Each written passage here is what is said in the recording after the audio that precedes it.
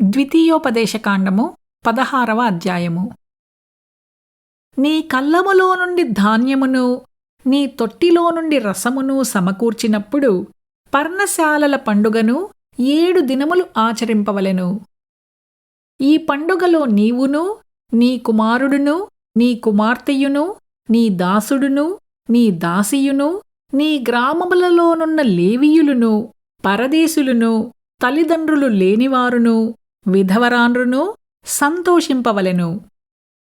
నీ దేవుడైన యెహోవా నీ రాబడి అంతటిలోనూ నీ చేతి పనులన్నిటిలోనూ నిన్ను ఆశీర్వదించును కనుక యెహోవా ఏర్పరచుకును స్థలమును నీ దేవుడైన యెహోవాకు 7 దినములు పండుగ చేయవలెను.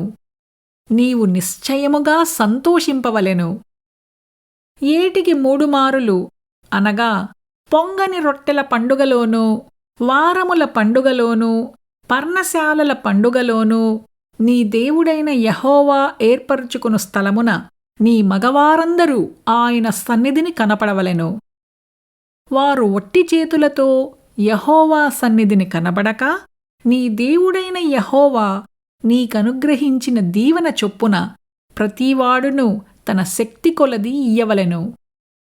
నీ దేవుడైన యెహోవా నీకిచ్చుచున్న గ్రామములన్నిటను నీ గోత్రములకు న్యాయాధిపతులను నాయకులను నీవు ఏర్పరచుకొనవలెను. వారు న్యాయమును బట్టి జనులకు తీర్పు తీర్చవలెను. నీవు న్యాయము తప్పి తీర్పు తీర్చకూడదు, పక్షపాతమూ చెయ్యకూడదు, లంచము పుచ్చుకొనకూడదు. ఏలయనగా లంచము జ్ఞానుల కన్నులకు గ్రుడ్డితనము కలుగజేయును, నీతిమంతుల మాటలకు అపార్థము పుట్టించును.